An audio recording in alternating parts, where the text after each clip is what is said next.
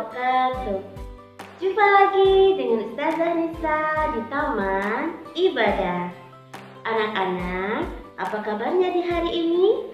Semoga kita semua selalu dalam keadaan sehat walafiat. Dan semoga kita semua selalu mendapat perlindungan dari Allah Subhanahu wa Ta'ala. Baiklah, sebelum kita memulai kegiatan kita pada hari ini, marilah bersama-sama kita membaca basmalah. Bismillahirrahmanirrahim.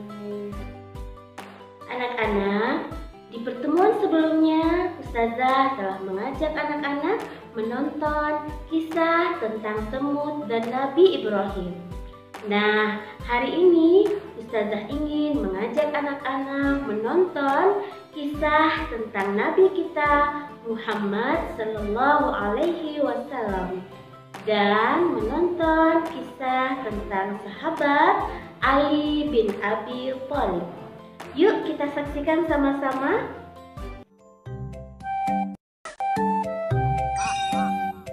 Nabi Muhammad dilahirkan pada tanggal 12 Rabiul Awal tahun Gajah. Ibundanya bernama Aminah binti Wahab dan ayahnya adalah Abdullah bin Abdul Muthalib. Keduanya berasal dari keluarga yang terpandang dan dihormati oleh kaum Quraisy. Nabi Muhammad berasal dari keturunan Nabi Ismail alaihissalam. Namun sayangnya Nabi Muhammad dilahirkan dalam keadaan yatim karena ayahnya sudah meninggal sebelum ia dilahirkan. Sesuai dengan tradisi, setiap bayi yang lahir akan dititipkan pada wanita padang pasir untuk diasuh dan disusui. Maka, setelah 3 hari dari kelahirannya, Nabi Muhammad dititipkan kepada Suwaibah. Dan setelah itu diasuh oleh Halimah Sa'diyah. Nabi Muhammad diasuh oleh ibu susu hingga usianya 2 tahun. Ketika Nabi Muhammad berusia 6 tahun, ia diajak oleh ibunya berziarah ke makam sang ayah di daerah Yatsrib. Sepulang dari berziarah, tiba-tiba saja ibunda Nabi jatuh sakit dan akhirnya meninggal dunia. Ibunda Nabi dikuburkan di daerah Abwa, sebelah selatan Yatsrib. Setelah sang ibu meninggal, Nabi Muhammad tinggal bersama kakeknya, yaitu Abdul Muthalib. Ia adalah seorang pemimpin Quraisy yang sangat dihormati.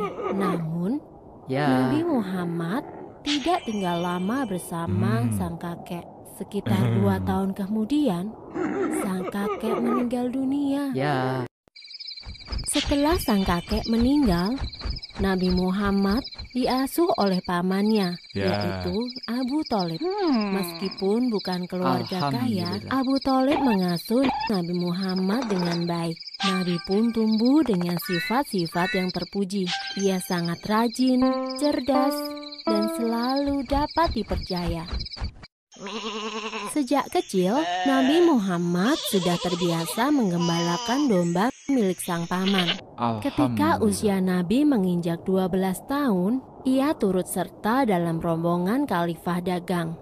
Ia dan pamannya dalam perjalanan menuju ke Syam. Di tengah masyarakat Quraisy, Nabi Muhammad mendapat julukan Al-Amin, yang artinya dapat dipercaya. Ia juga tumbuh menjadi pemuda yang pandai dalam berdagang.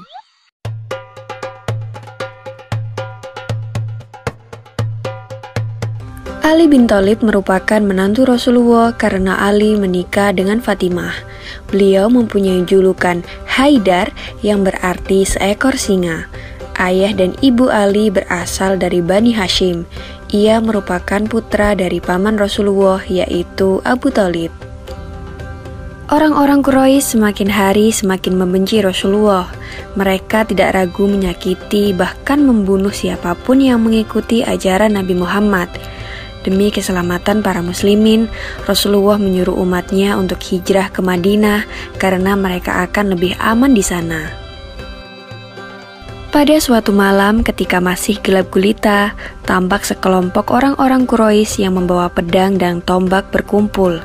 Mereka sedang mengelilingi suatu rumah yang saat itu ditempati oleh Nabi Muhammad bersama Abu Bakar dan Ali bin Abi Thalib. Orang-orang Quraisy itu berencana untuk mengepung rumah Nabi Muhammad. Mereka ingin menangkap dan hendak membunuh Rasulullah di rumah itu. Namun mereka masih menunggu perintah dari Abu Jahal yang merupakan salah seorang pemimpin penduduk Mekah yang membenci kaum muslim.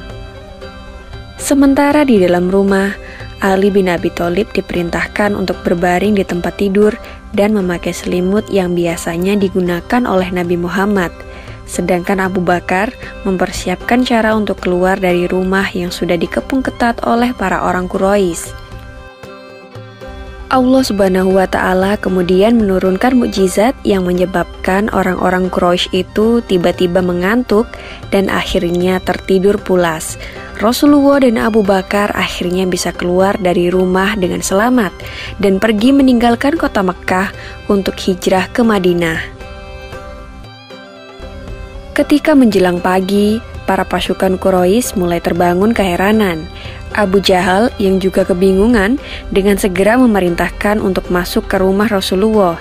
Ketika sampai di kamar tidur, mereka menjadi sangat bersemangat karena mengira Rasulullah masih tertidur di atas ranjangnya.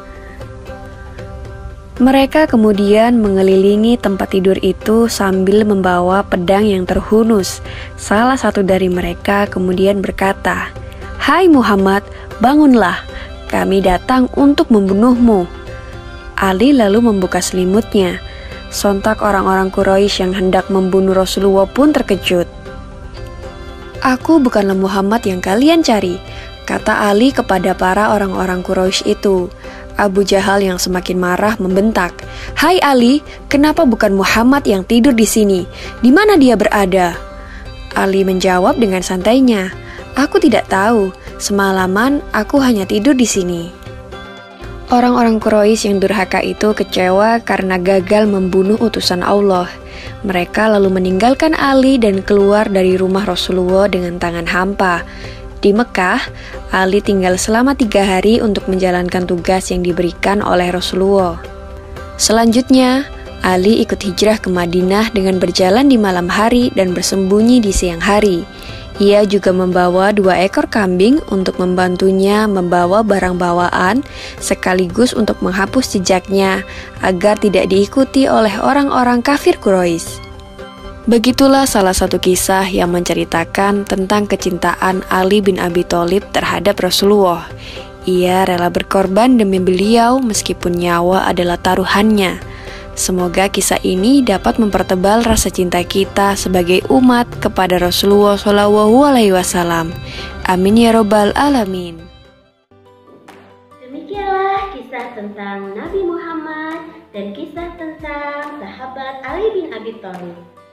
Selanjutnya, Ustazah persilahkan kepada Ananda semua untuk belajar melakukan tanya jawab bersama ayah atau mama seputar kisah Nabi Muhammad dan seputar kisah sahabat Ali bin Abi Thalib. Semoga dengan adanya tanya jawab, Ananda semakin bertambah ilmu pengetahuannya mengenai kisah Nabi Muhammad dan kisah sahabat Ali bin Abi Thalib. Baiklah, untuk mengakhiri kegiatan kita pada hari ini, marilah bersama-sama kita mengucapkan hamdalah. Alhamdulillahirabbil alamin. Ustazah akhiri, Assalamualaikum warahmatullahi wabarakatuh.